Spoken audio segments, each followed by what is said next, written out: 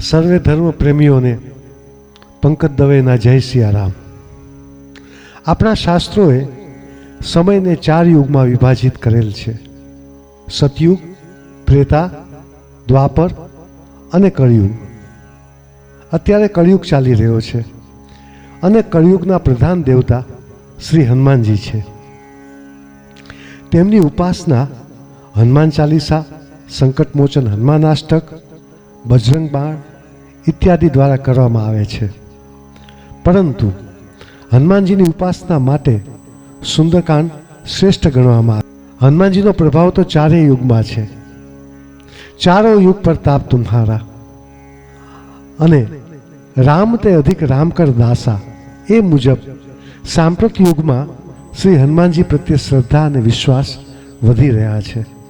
કોના જીવનમાં સંકટ કે કષ્ટ નથી આવતું? શ્રી હનુમાનજી ભક્તોના જીવનમાં આવેલ કષ્ટ અને સંકટ દૂર કરે છે. તેથી જ તેમને કષ્ટભંજન અને સંકટમોચનની ઉપાધિ ભક્તો દ્વારા આપવામાં આવી છે. શનિવાર કે મંગળવારનું છાપું જોતા ક્યાંક ને ક્યાંક સુંદરકાંડના પાઠનું આયોજન જોવા મળે છે. ત્યારે સહેજે પ્રશ્ન થાય, એવું તે શું છે સુંદરકાંડમાં અને સુંદરકાંડનો જ પાઠ શા માટે? રામાયણના અન્ય કાંડનો પાઠ શા માટે નહીં? આ બધા પ્રશ્નોના ઉત્તર માટે સુંદરકાંડનું મહાત્મ્ય જાણવું જરૂરી છે. કારણ કે આપણે જે પાઠ કરતા હોઈએ તેના વિશે સમજણ પ્રાપ્ત થાય તો આપણી શ્રદ્ધા અને વિશ્વાસમાં વૃદ્ધિ થાય. ભારત વર્ષમાં અનેક માનસ મૂર્ધન્ય મહાત્માઓ થયા છે. તેમના પ્રવચન અને સાહિત્યનો અભ્યાસ કરી સરળ ભાષામાં એમનો ભાવ દર્શાવવા મેં પ્રયત્ન કર્યો છે.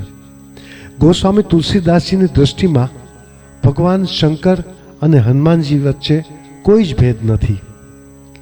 દોહાવલી રામાયણમાં તો એમણે સ્પષ્ટ લખ્યું છે, જે હિ શરીરતિ રામસો સોઈ આધરી સુજાન રુદ્ર દેહ તજી નેહ બસ શંકર ભે હનુમાન.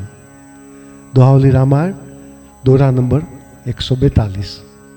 એવા શંકરાવતાર હનુમાનજીના સુંદર ચરિત્રનું વર્ણન સુંદરકાંડમાં કરવામાં આવેલ છે, જે હનુમાનજીની ઉપાસના માટે ઉત્તમ છે.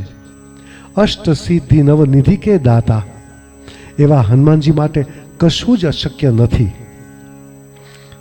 તેથી જ તો કિષ્કિંધા કાંડમાં કહ્યું છે ને, કવન સો કાજ કઠિન જગમાહી જો નહીં હોય તાત તુમ પાય.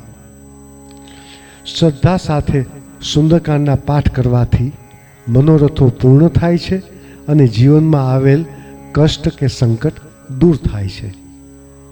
આધ્યાત્મિક જગતમાં 2 મુખ્ય પ્રવાહ, ધારા અથવા તો પંથ છે: જ્ઞાન પંથ અને ભક્તિ પંથ.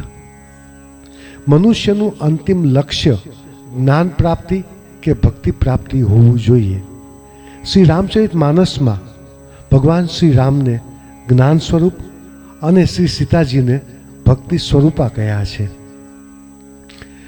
ભક્તિ માર્ગમાં આવતી અડચણ કઈ કઈ છે અને એ કઈ રીતે દૂર કરી શકાય અને ભક્તિની પ્રાપ્તિ થાય, એ આ પુસ્તકમાં હનુમાનજીના ચરિત્ર દ્વારા કહેવામાં આવ્યું છે. શ્રી હનુમાનજીની પ્રેરણા અને કૃપાથી આ પુસ્તક સુંદરકાંડની સુંદરતા લખાયું છે, જેમાં પાઠકોના મનમાં ઉદ્ભવતા સંશયનું પણ સમાધાન કરવા પ્રયત્ન કરેલ છે.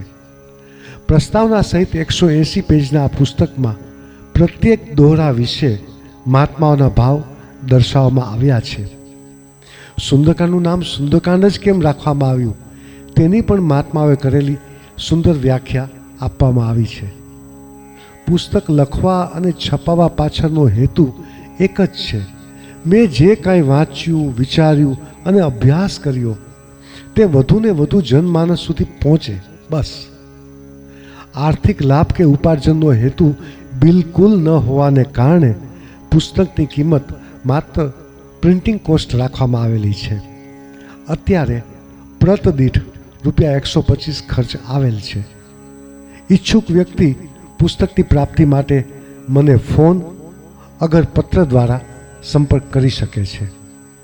મારો ફોન નંબર છે 94288825 87 અને એડ્રેસ છે Pankaj Dave, Kautilya apartment, flat number 1, Ashabag, Navsari, Gujarat. Pin 396445. ફરી એક વખત સર્વે ધર્મ પ્રેમીઓને મારા જય સિયારામ.